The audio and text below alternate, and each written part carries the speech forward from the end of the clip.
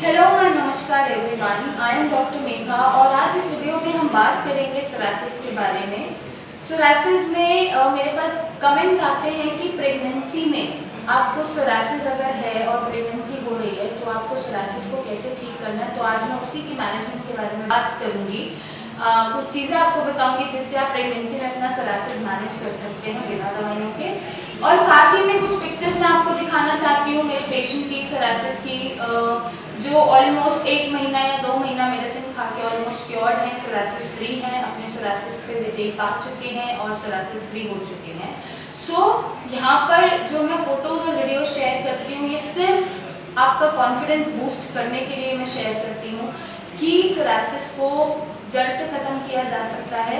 अच्छा, कुछ लोगों का मिथ भी होता है कि सोरासिस जड़ से ख़त्म नहीं हो सकता, मैनेजेबल है, आपको ये जाएगी नहीं बीमारी, 10 साल से है, 20 साल से है, नहीं। हालांकि सोरासिस एक ऑटोइम्यून डिसऑर्डर है।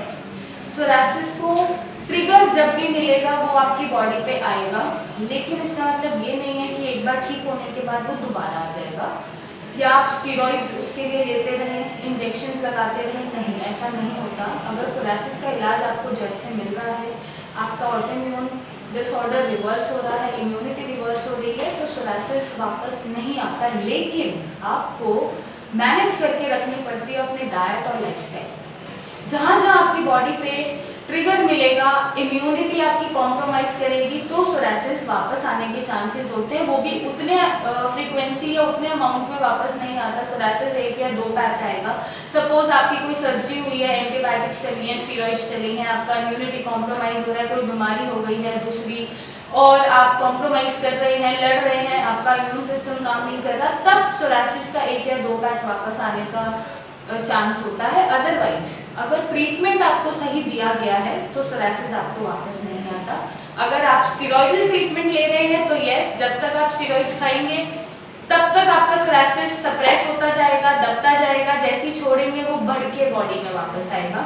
और साथ में आपकी आईज पे फर्क पड़ेगा, लिवर पे फर्क पड़ेगा, किडनी पे फर्क पड़ेगा, जॉइंट्स पे फर्क पड़ेगा।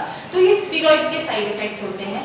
अदरवाइज सोरासिस का ट्रीटमेंट अगर आपका ठीक चल रहा है और दवाइयाँ छोड़ने के बाद आप अपनी डाइट मेंटेन करके रख रहे हैं, अपना लाइफस्टाइल मेंटेन करके रख रहे हैं, तो सोरासिस आपको वापस नहीं आता है। तो आपको मेक श्योर करना है कि आपको हमेशा सोरासिस से फ्री रहना है या नहीं, या इसको वापस आने देना है।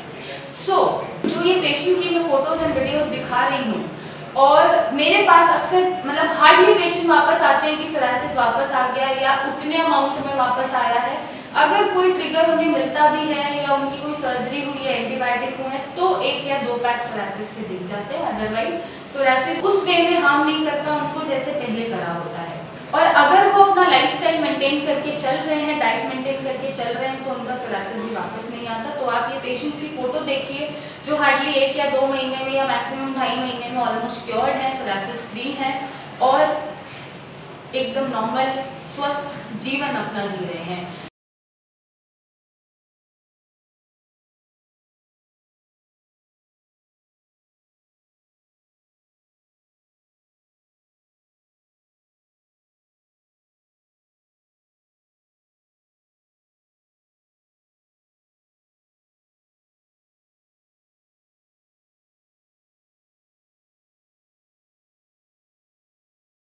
अब मैं बात करूं अगर सोरासिस प्रेगनेंसी में, बहुत कमेंट्स आए मेरे पास पूछने के लिए कि प्रेगनेंसी में सोरासिस को कैसे मैनेज करा जाए। सबसे पहली बात, अगर आपको बहुत ज़्यादा सोरासिस है तो मैं ये रिकमेंड करूंगी कि आपको प्रेगनेंसी कंसीव नहीं करनी चाहिए, क्योंकि आपकी इम्यूनिटी ऑलरेडी कॉम्प्रोमाइज्ड है, आपकी स्किन पे इतनी एलर्जीज हैं, रैशेज हैं, बर्निंग है, पैचेस हैं, फ्लेक्स हैं, और उसके साथ आप अपना एक प्रेगनेंसी अगर आप कैरी फॉरवर्ड करते हो तो रिस्क होता है आपके लिए भी, क्योंकि आप कोई मेडिसिन तो एज सच ले नहीं सकते प्रेगनेंसी में, और बच्चे के लिए भी वो रिस्क हो जाता है। हो सकता है बच्चे में उस दौरान वो जीन्स ट्रांसफर हो और बच्चा भी सफ़र करे सोरासिस से अपने जीवन में।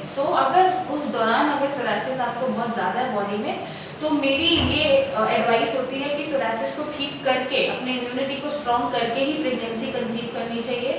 प्रेगनेंसी उस दौरान आप अगर कंसीव कर रहे हैं तो मत करिए, या सोच रहे हैं तो मत सोचिए। प्रेगनेंसी को रखने के लिए आपको यहाँ से बहुत स्ट्रॉन्ग होना पड़ता है। और सोरासिस अगर आपको होगा तो आप ऑलरेडी इरिटेटेड रहेंगे, स्ट्रेस में रहेंगे और स्ट्रेसफुल प्रेगनेंसी आप कैरी फॉरवर्ड करोगे। सो मेरे हिसाब से अगर उस दौरान सोरासिस अगर आपको हो रहा है तो प्रेगनेंसी कंसीव नहीं करनी चाहिए। उसको ठीक करने के बाद, अपनी इम्यूनिटी स्ट्रॉन्ग करने के बाद, ताकि अगर आपकी इम्यूनिटी जब स्ट्रॉन्ग होगी तभी तो बच्चे की इम्यूनिटी भी स्ट्रॉन्ग बनेगी ना। और ऐसे ही एक स्ट्रेस फ्री बच्चा आप प्रेगनेंसी में रख पाओगे। अदरवाइज बच्चा भी स्ट्रेसफुल होगा, हो सकता है उस दौरान बच्चे में भी बर्थ के बाद सोरासिस होने के चांसेस रहें और मतलब वो जो प्रेगनेंसी है वो हेल्दी नहीं होगी। सो अगर बट आपने प्रेगनेंसी में कंसीव कर लिया है और आप प्रेग्नेंट हैं तो ऑफकोर्स आप मेडिसिन तो खा ही नहीं सकते हैं, क्योंकि प्रेगनेंसी में कोई भी मेडिसिन देना सेफ नहीं होता है। हम कुछ गिनती की ही मेडिसिन ले सकते हैं प्रेगनेंसी में, कोई पेन किलर नहीं ले सकते, कोई एंटीबायोटिक नहीं ले सकते। सारी चीज़ें जो भी हो रही हैं वो बस झेलनी पड़ती हैं। सो अगर आपको सोरासिस भी है तो सबसे पहले तो आपको यहाँ से स्ट्रॉन्ग रहना है, पॉजिटिव रहना है। और अब सोरासिस में प्रेगनेंसी हो गई है तो सिर्फ आप एप्लीकेबल चीज़ यूज़ कर सकते हैं।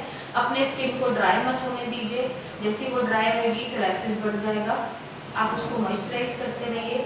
सबसे बेहतर तरीका है कि आप नारियल तेल और कपूर मिला के उसको अप्लाई करते रहिए, ताकि जो एक्सटर्नल एप्लीकेशन से आप सोरासिस अगर मैनेज कर सकते हैं उसको थोड़ा कम कर सकते हैं, तो वही आपके पास एक ऑप्शन होता है प्रेगनेंसी में सोरासिस को मैनेज करने का। डाइट में आप चेंजेस ला सकते हैं। खट्टी चीज़ें आप अवॉइड करिए, बहुत कॉन्ट्राडिक्टरी है। प्रेगनेंसी में मन करता है थोड़ी रिफ्रेशिंग चीज़ें खाने का, खट्टी चीज़ें खाने का, लेकिन क्यों करता है? क्योंकि वॉमिटिंग्स हो रही होती हैं, सिम्टम्स हो रहे होते हैं, यहाँ भारीपन लगता है।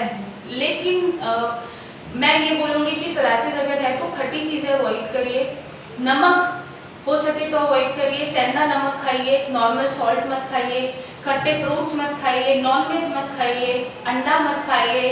और जो ये थोड़ी बहुत जो डाइट है आप उससे अपना सोरासिस मैनेज कर सकते हैं। एप्लीकेबल में आप तेल और नारियल तेल में आप नॉर्मल कपूर मिला के, कपूर की 2-3 पीसेस मिला के उसको यूज़ कर सकते हैं। इससे ज़्यादा प्रेगनेंसी में आप सोरासिस को मैनेज नहीं कर सकते हैं। और अगर आपको सोरासिस है, किसी भी तरीके का है, और मेरी ये सलाह है कि प्रेगनेंसी में अगर आपको सोरासिस है तो आप स्टीरॉइड्स और एंटीबायोटिक से दूर रहें। बस एप्लीकेबल यूज़ करके, एक्सटर्नल एप्लीकेशन यूज़ करके ही उसको मैनेज करें, अपनी डाइट से मैनेज करें। बाकी आप कोई मेडिसिन ना लें, स्टीरॉइड्स ना लें, एंटीबायोटिक्स ना लें, क्योंकि उससे आप पर और आपके बच्चे पर बुरा असर पड़ता है। वैसे डॉक्टर्स भी रेकमेंड नहीं करते इजीली कि आप कोई ओरल इनटेक लो, कोई भी एलोपैथिक डॉक्टर्स भी अलाउ नहीं करते हैं प्रेगनेंसी में कोई भी मेडिसिन जल्दी से। सो यही तरीका है प्रेगनेंसी में सोरासिस को मैनेज करने का। और अगर आपको सोरासिस है किसी भी तरह का, बहुत सालों से है, नहीं ठीक हो रहा, आप सफ़र कर रहे हैं, तो आप नीचे दिए गए नंबर पे हमें फ़ोटोज़ भेजिए, मेरी डॉक्टर्स की टीम से कंसल्ट करें, मुझसे आके मिलें और अपने सोरासिस को जड़ से ख़त्म करें, अपने सोरासिस पे विजयी पाएँ। So thank you and take care.